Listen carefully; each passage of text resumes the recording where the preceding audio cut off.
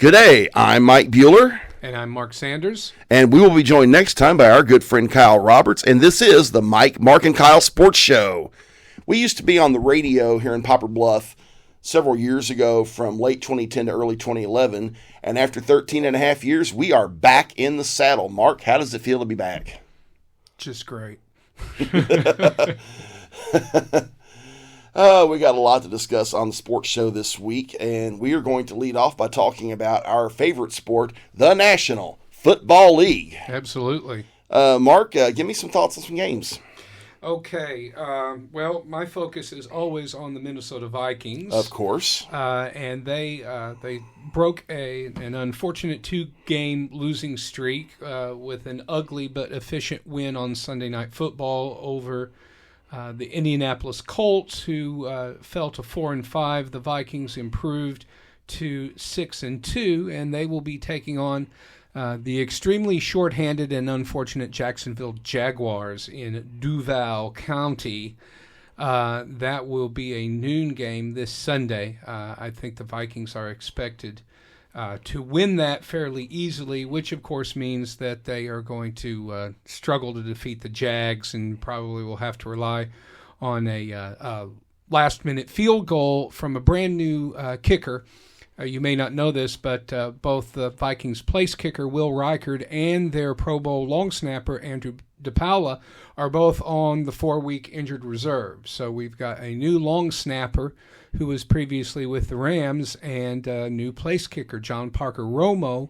He was in training camp, but did not make the team once their draft pick, Will Reichard, who hadn't missed a kick all season, and then he missed 2 field goals in the first half against the Vikings. So that should be a good game. Our Thursday night game tonight is Bengals at Ravens. That should be a really good game. Oh, yes. For all of you red and gold fans out there in Chiefs Nation, the 8-0 Chiefs will be playing one of their divisional rivals, the Denver Broncos. That is a Sunday noon game, unusual time for the Chiefs. They've usually got the afternoon spot, but they'll be taking on the Broncos at Arrowhead, and that is a noon game. Giants and the Panthers in the Toilet Bowl, held over in Munich, Germany. I don't know what Germany did to us to deserve that, but, we'll see how that goes. One of the good early games, the Pittsburgh Steelers, who are surprising 6-2. I say surprising since they don't really have a starting quarterback, against the even more surprising 7-2 Washington Commanders. And they feature Jalen Daniels, who is almost certainly to be a lock for Offensive Rookie of the Year in Fun the NFL. story. We have a story in today's Daily American Republic about Jalen Daniels on the inside of our sports section. Oh, super. I'll have to take a look at that. The 6-3 Falcons will take on the nosediving Saints in New Orleans. That should be an easy win for Kirk Cousins and company. We've got a really tough game between the 49ers and the Buccaneers. Those are two teams that have good rosters but have underachieved in the win-loss column, so that should be a really good one. The Colts, who we talked about before, will be losing to the Buffalo Bills at home. Patriots and Bears, boy, who knows? The Bears should have an easy time at Soldier Field taking on the Patriots, but they've been so up and down this year, and their head coach, Matt Eberflus, could conceivably be fired if they drop one to the woeful Patriots. And I just can't tell you how much joy it fills my soul to say the woeful Patriots. I've been waiting a decade and a half for that. Mike, your Tennessee Titans are unfortunately on the road in Los Angeles to take on the 5-3 Chargers, and that does not look good for the boys in Tennessee. By the way, just so you know, folks, we have the fewest wins in the National Football League. We are tied with several other teams at 2 wins, and there is a good chance that we are going to go 2-15 this year and get the number 1 pick, or at least score an extremely high pick. And you really need a quarterback. Mason Rudolph or Will Levis, either one, are not the answer there. While I'm not completely ready to give up on Levis yet, I could very much see him not panning out. He's going to have to get it together really quick, or we are going to have to do something else. I'm going to be blunt. I love my guys in two-tone blue. I'm a passionate fan, but I got to say it this year. We suck. Unfortunately, yes. That's what happens in the NFL when you do not have a high-quality starting quarterback. The afternoon games, Eagles are taking on the Cowboys. That game has lost their luster because the Cowboys absolutely suck on both sides of the ball. Speaking of teams that suck, the Jets are visiting the Arizona Cardinals. The Cardinals are frisky. The Jets are stinky. And then the Sunday night game should be a heck of a contest. The best team in football, sorry, Chiefs Nation, you're just going to have to deal with it. The Detroit Lions will be taking on the Houston Texans. And somewhere somebody is singing, "It's the end of the world as we know it, and I feel fine." Yeah.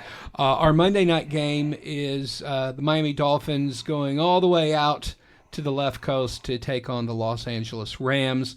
The Dolphins are probably better than their 2-6 record. They got Tua Tagovailoa back off of injured reserve. I'm not sure how good of an idea that was. He is literally one more concussion away from life in a wheelchair. Nevertheless, he is back, and they are taking on the Rams. And as the Rams showed in their victory 2 weeks ago over the Vikings, they are a lot better than their 4-4 record. So that should be a good game. The records wouldn't indicate, but I think that's going to be an entertaining tilt next Monday. I agree. And just looking ahead to next week, a very special episode of the Mike, Mark, and Kyle Sports Show next week, because not only are we going to be joined by Kyle, but we are going to be talking about my woeful Tennessee Titans playing Mark's rockin' awesome Minnesota Vikings. And if everything works out, we're not going to go into details because we don't know for sure yet, but Mark may be at that game. Yeah, I'm looking forward to the possibility. We'll wait and hear from media relations over in Nashville, but hopefully they will give us the answer that we are looking for. And by the way, I have been a Vikings fan since the mid-1970s, and so the last thing that you'll ever hear me do is trash talk another team on behalf of the Vikings. We do not want to anger the football gods for any reason. So Vikings fans take nothing for granted until it's fourth quarter and the clock is showing zeros. I understand that, but the thing is, you are playing a very horrible Titans team, and you all are going to be very clear favorites against us. I think we could probably say that, but it is the NFL, and literally anything can happen on any given week. Especially on the road. Bit of quick trivia about this game. The Minnesota Vikings, one of their star wide receivers is second-year player Jordan Addison. Jordan Addison has roots here in Poplar Bluff, as his grandfather Lee James Gladney is a Poplar Bluff High School graduate, and his great-uncle Jimmy Gladney is a former winner of the Carr Trophy, which is the Southeast Missouri answer to the Heisman Trophy. And I believe you went to high school with Jimmy, Mark. I would have to look that up. I think he was a couple years ahead of you. Well, if he was there in the 80s, we probably crossed paths in the same building. Yep. That's how it went at Poplar Bluff back then. Speaking of football, Mark and me have been following the Poplar Bluff Mules this year. They are playing the Cape Central Tigers tomorrow night in Cape Girardeau in the Class 5 District 1 semifinals. The Mules are going to be clear underdogs in that game. However, they are road warriors, and you cannot count them out. Mark's been following the Mules all year. You can tell us about that. Well, it was a woeful start to the beginning of the season. There's just no doubt at all that the Mules were not playing good football, and it showed on the field. They did gut out a close win against Chaminade early on in the season. They were fortunate to catch them when they did, because Chaminade has gone on to have a very good record, and in fact they are playing in the second week of their district playoffs this weekend as well. The Mules played their Week 3 homecoming game against Farmington, and although the Mules' offense scored 33 points, their defense could not stop Farmington's running game, and so they lost that game by 36-33. The next week, following game at home again against the visiting Cape Central Tigers, and that game was an absolute blowout, 49-6, if memory serves correct. But since that time, the real turn for the Mules this season was a 1-point win on the road at Sikeston. And then, strangely enough, they came home for a game at West Plains. And even though they lost that game in overtime, they played really well on both sides of the ball against a good West Plains team. And even though they lost that game in overtime, you could see that something different had happened with this team. And then they went on with a blowout win at Kennett, and then an unexpected road win against Hillsboro, and then the rematch against Farmington in Farmington last week, which the Mules absolutely dominated from the outset of that game. Yes. They ended up winning unbelievable score, 56-21. Now, obviously, Cape Central is a much better team than Farmington. Farmington got wiped out by Cape, and actually Cape has wiped out pretty much every team they've played with the exception of Jackson, Of course. who did beat Cape. But they're getting a completely different Mules team here. The offense is playing with all kinds of confidence. Jay Edmondson has been amazing in the backfield as their quarterback. He can run, he can pass short, he can pass deep. His accuracy on almost all of his passes has improved. He is clearly the team leader. He's got a core of fast receivers with really good hands, led by Hunter Clifford and Logan Slack. And then they've got sophomore Devin Ferguson, who is, I heard somebody, it was, I believe the Mules radio sportscaster stole a line from Ted Lasso and said that Devin runs like he's angry at the grass, which is a great line. Those of you who are Roy Kent fans will remember that from the Ted Lasso show. But yeah, everything is working on offense. The defense has improved greatly. They're getting some pressure on opposing quarterbacks. They've really worked hard, and this was their big problem against Farmington, and it was also their problem stopping the running game, especially these option runs that a lot of high school teams are very good at.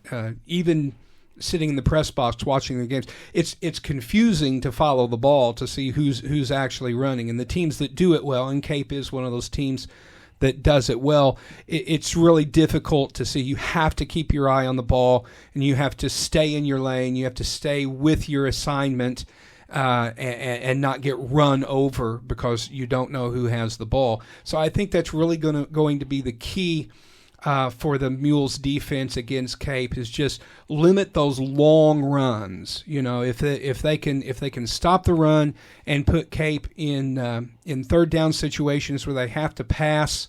I like the Mules secondary. They've been playing good. I think they're still vulnerable to those long shots over the top. They still have a tendency to let receivers get behind them deep, but this is where pressure comes on. So, yes, it's a big ask for the Mules this week, but like you said, they are road warriors. They 5 out of all 5 games that they've won this season for their 5-5 record, they've all been road wins.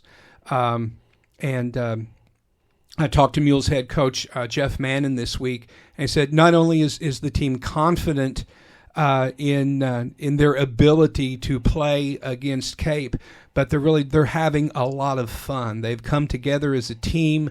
They work together as a team. I talked to several players after the Farmington win that described it as a family, that they've really come together as a family. They're understanding the program that Mannon has been trying to install here in his first season as the Mules head coach. And so, I would give them, I would say maybe about a 40-45% chance of pulling the upset. You know, if I was an odds maker, I'd say, well, I don't think it's a coin flip, but I think it's almost a coin flip. And I really think the key is going to be the defense. I think that the offense has improved enough that they can score enough points to win. The question is that can they limit the damage that Cape's offense is going to do? Because I mean, they've had a really good season. They're well coached. They've got a really good athletes. It is a David and Goliath situation for them, but a lot of times the underdog does come through. I think that the one thing to look for is whether Poplar Bluff can get out to an early lead and see if maybe we can get Cape to begin to worry a little bit. I don't know if their team is feeling overconfident or it's Bluff. We beat them crazy earlier in the season. They're not playing the same Poplar Bluff team. And so I think if they take us for granted, they're in for a long night of football up there in Cape Girardeau. And one thing you said earlier, you were talking about how Mannon has stressed, how they've come together as a family. That's something that has been a big goal of Mannon's this year. When we visited, he's talked about wanting to get a culture of family. He's talking about wanting to build a culture here. And I think that's going to be fun to watch, not only this week, but also in the coming seasons to see him do that, because I think, he would like to see us, and I know a lot of us would like to see Poplar Bluff get to the level of program that Jackson is currently, where you're competing, for state titles year in and year out. Right, and that's not an overnight process. That is a program and a culture that has to be built up from the 7th grade on. You have to identify speed, and then at some point in high school, size. You have to build strength, and you have to instill all of those football fundamentals. And I think Coach Mannon is doing that. I think we're seeing it certainly at the freshman and the JV level, but it is going to take a few years to cultivate those plans that he's putting in. But they are a fun team to watch, and I certainly wouldn't have said that in the middle of the season. But for anyone who gets a chance to listen to this before Friday, if you don't have any plans, get in the car and drive up to Cape and support your Poplar Bluff Mules. Another team that's playing tomorrow night, a game that you're going to be at, the undefeated Dexter Bearcats. They are coming off their first undefeated regular season in 38 years, and they are playing the Fredericktown Blackcats. Any thoughts on that game, Mark? Well, I haven't had the chance, because I've been covering the Mules. I haven't had a chance to watch the Bearcats play, but I do know that their coach has a really good program there. They've got a running back who has just been a monster this year. I think he's rushed for more than 900 yards. If memory serves me, I think I read about them earlier. Fredericktown is just 4-6. I don't want to jinx our friends in Dexter, but I think this should be a pretty easy game for Dexter. I would imagine that we're going to get a continuous clock in the second half, so I don't anticipate that as too much of a challenge.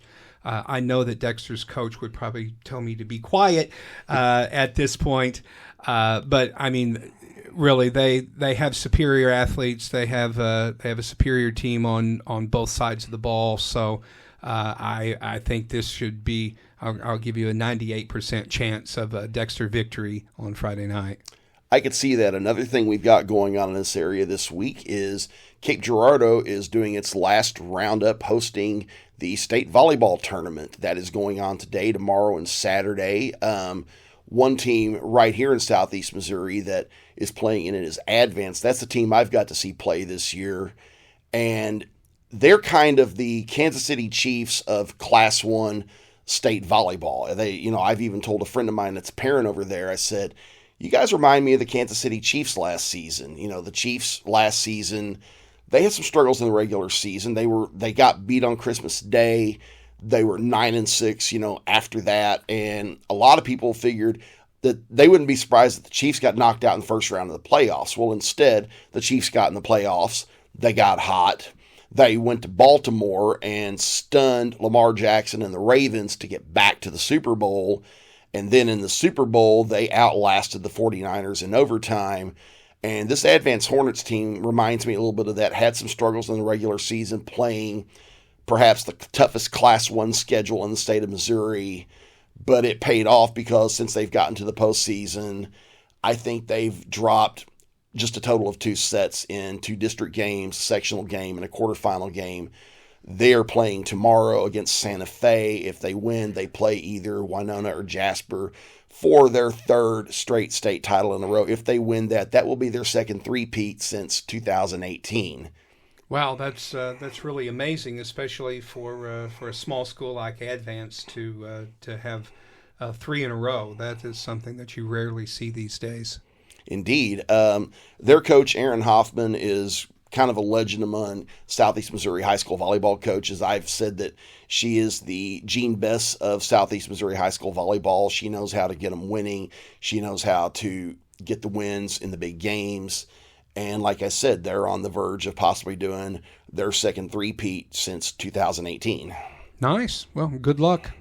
Another thing, looking a little bit to college football, we're going to start off with Mark's alma mater. The Missouri Tigers are taking on their former Big 12 rivals, the Oklahoma Sooners, Saturday, and now they are conference rivals again as they are both in the SEC. Mark, what are your thoughts? Well, I think that it's really unfortunate that our first conference match with Oklahoma comes at a time where the Tigers are really struggling. It doesn't look like starting quarterback Brady Cook is going to be healthy enough to go, so we're going with the backup quarterback Pine. Scott, is it Scott? I think it's Scott Pine. Anyway, he's came in through the transfer portal. He has not really availed himself very impressively in a couple of backup times. Maybe he'll look a little bit better, having some time, getting some reps with the first team in preparation for Oklahoma. Oklahoma has certainly not met expectations this season either, but it's Oklahoma. I mean, anyone who went to Mizzou in the 70s or 80s still has PTSD over those matches with the Sooners, including the Norman Conquest, the infamous game where Missouri traveled to Norman, Oklahoma, and came back after suffering a 77-0 defeat.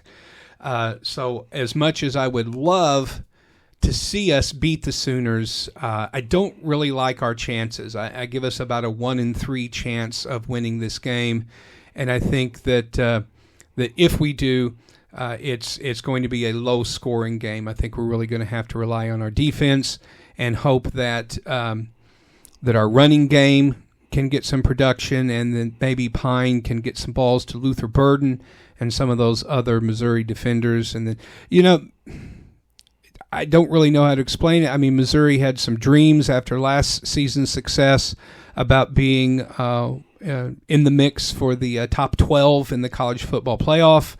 But after their close win over Vanderbilt, that looked like a loss, and then after getting destroyed at Texas A&M, it was pretty clear that for whatever reason, this Missouri team did not resemble the championship-level Missouri team that we saw last season. And that's just the nature of college football, unless your name is Alabama or Georgia, or I guess Oregon now. Unless you are one of these platinum top 5 or 6 programs, you just can't expect to be at the top every season. It is just one of those unfortunate things. So, I will be rooting for the Tigers, but it's Oklahoma, and wins against Oklahoma are few and far between, and I don't expect to see one this weekend. But, I'm often wrong, so hopefully I'm wrong about it this time. But I don't have a good feeling. Maybe if we had a healthy Brady Cook, and if our starting running back Noel was healthy, my attitude might be a little bit different about this. But in any event, go Tigers. Speaking of Tigers and Alabama, the Alabama Crimson Tide are going to be on the road taking on the LSU Tigers. Any thoughts on that one? If that game is going to be at LSU, I would give the edge to the Tigers. Obviously, Bama is rebuilding with their new coach who came over from Washington, Calvin DeBoer. Obviously, he is a high-level talent in the college football ranks. But any time that you say goodbye to a legendary coach like Nick Saban, with the NIL and the transfer portal, obviously they lost some athletes who said, I came to play for Saban, and also not knowing how DeBoer would do this year, and they have been up and down. Obviously, they've had some big wins, such as the one against Georgia, the comeback victory there, and also some fairly ignominious losses, such as the aforementioned Vanderbilt Commodores. And give Vandy credit; they're better than they used to be. But if you're Alabama, you should beat Vanderbilt. There's never an excuse for losing to Vanderbilt if you're the Crimson Tide. So and LSU, it doesn't matter. They're always good at home. It's going to be your typical SEC environment, which is just crazy with those fans. So I would say LSU by 3. It's going to be interesting. And again, from the files of It's the End of the World as We Know It, and We Feel Fine, the Indiana Hoosiers are hosting the Michigan Wolverines on Saturday afternoon. And not only are the Hoosiers undefeated, they are 2-touchdown favorites over the Wolverines. The apocalypse must be nearing, Mark. Well, their head coach, Jim Harbaugh, is now coaching in Los Angeles for the Chargers.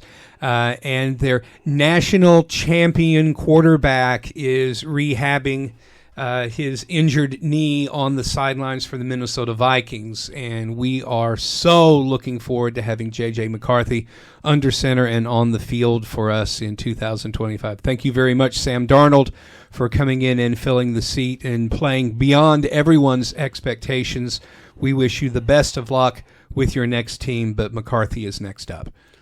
Switching to another quick subject, Mark and me are both diehard St. Louis Blues fans. The Blues are playing tonight against the Utah Hockey Club. What are your thoughts on the Blues this season? Well, first of all, I want to express my thoughts about the name, the Utah Hockey Club. Are you kidding me? Seriously, are you kidding me? The Blues are in another rebuild, the first full season with their new head coach. It looks like they're doing okay right now. They're in 4th place in the Central, tied with the Dallas Stars for 14 points on the new season. That's actually a tie for 3rd place. Winnipeg is running away with the Central Division in the Western Conference so far this season with 24 points, and the Minnesota Wild stand in 2nd place with 18 points. And if we look at the wild card rankings in the Western Conference, the Blues are currently sitting in 2nd. I know it's early, but we always think about playoffs. If you can make the playoffs in the NHL, you can do about anything. So the Blues are currently sitting at 7-6. They need to score more goals. They need to get better on defense. But again, I would consider this season to be an active rebuild, and they are still looking for that spark that's going to put them on a win streak and move them up in the standings. Indeed. Switching back a little more locally, the Three Rivers Raiders and Lady Raiders both play this weekend. The men are heading to Moberly for a shootout. They will be taking on Highland, Illinois Friday evening, and then taking on Southeastern Iowa on Saturday afternoon. Meanwhile, our Lady Raiders are playing here in Poplar Bluff at the Libla Family Sports Complex. They are playing tomorrow evening against, let me get my schedule here up real quick.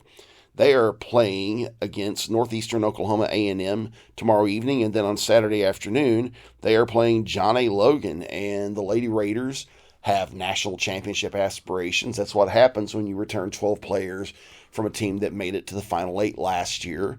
And so far, they are 1-1. Their one loss coming to a top 3 Wabash Valley team in overtime. Yeah, I spoke to Coach Alex Wiggs a few days before the season started, and one of the things that he said is that they intentionally created a tough schedule for themselves in November, a way of testing themselves against some of the top talent in the nation, seeing what they're doing well, seeing what they still need to work on and improve. I just know this: when we get to the end of the season, Wiggs should have these athletes playing at the top of their game. They have a lot of leadership on that team. They have a lot of talent, and they definitely have the determination to get back out to Casper, Wyoming, and get all the way to the championship game. It's the proof is going to come out there on the hardwood, but I have every confidence that when we get to the end of the season, they're going to be right there. Good deal. And the men's basketball team is off to a 3-0 start after picking up a 58-48 win Tuesday night against ASU Newport. And one thing that's big about that is they are 3-0 for the first time in 8 years. 2016-2017 season, the Raiders started 10-0 and ended up 25-8 and winning the Region 16 championship, which is the last time the team has won that championship. So it is exciting to see this Raiders team, off to such a good start. They're giving up 55.3 points per game, which is a smothering defense. They have not allowed more than 61 points in a game. And the team seems like it's really buying into Robert Kirby's defense-first philosophy. Coach Kirby played under Gene Bess on one of our 2 national championships at Three Rivers, and he has a large task. I mean, he is the first men's basketball coach not named Bess since the 1960s. So yep. I mean, it is a huge legacy to follow in. The fact that Coach Kirby played for Gene Bess, I think, was one of the things that enabled this transition to go so successfully. So one of the things that you often see in a program is that when you can bring in someone new who has a history with the team and the program and the community, but also some different outside experience and some other skills to draw on. Is oftentimes the newness, just the fresh ideas and the fresh face and the different attitude can often motivate the team to move in a more positive direction. Obviously, Brian Bess did a good job during his tenure, but when you have to follow up a legend like Gene Bess, it's going to be hard. The only way that you could get beyond that is, I suppose to three-peat on national championships or something like that. So, but Brian did a good job during his tenure. We shouldn't overlook the importance of his role as an assistant coach during the end of his father's tenure. He was very active in that, and so, he had a great career, and I'm sure he is enjoying retirement and not having to go through the grind. And yeah, it's how exciting would it be to have both a men's and a women's program at Three Rivers, both of whom have championship aspirations, both of whom can compete for a regional title and a trip to the national championship tournament. Bit of trivia, the men's and women's teams have made the national tournament in the same season only once in program history, and that was 30 years ago, back in March 1995. I think one of the most recent times where both teams were right in the thick of the national tournament hunt would have been about 2002-03, when the men's team did win the region tournament and go to Hutch, and the women's team was a very strong contender to go to their national tournament before getting upset in the region tournament and missing out. This is before they had the at-large format for the national tournament, else both of them might have made it that year as well. Well, interesting. Let's make a little history this year, okay? Indeed. Sounds great. And that's our show for this week. We will be back doing this again next week. We'll be talking more about the stuff that has gone on in the week before and probably talking about a few other things. I would say this winter we're going to talk more about the St. Louis Cardinals rebuild. Now, those are words that you never expect to hear in the same sentence, Cardinals and rebuild. The Cardinals have been contenders for so long, and for this team to be, getting talked about like we used to talk about the Cubs is another thing of cue up. It's the end of the world as we know it. Yes, but remember that about 3 or 4 years before the Cubs finally won that elusive World Series, they went through a very similar process, basically stripping the team down to the basics and then developing a lot of talent and then bringing in a couple of free agent stars to seal the deal for them. The Cardinals' rebuild has been long overdue. They have a completely depleted farm system. They have veterans who are not living up to the size of their contracts. And worst of all, they have a listless and apathetic fan base. St. Louis Cardinals fans expect to be in the hunt for playoffs, not just playoffs, but a National League pennant and a possible World Series. That's what we've come to expect from Cardinals baseball, and it is one of those programs like the Yankees and the Dodgers where if you don't make it to the World Series, it has not been a successful season. We're not like the other teams in the National League Central. We are the cream of the crop. We are the diamond franchise. We haven't looked like that in several years, and that needs to change as soon as possible. 100% agreed. And I'm Mike Bueller. I'm Mark Sanders. And this is the Mike, Mark, and Kyle Sports Show. Come on back next week, y'all.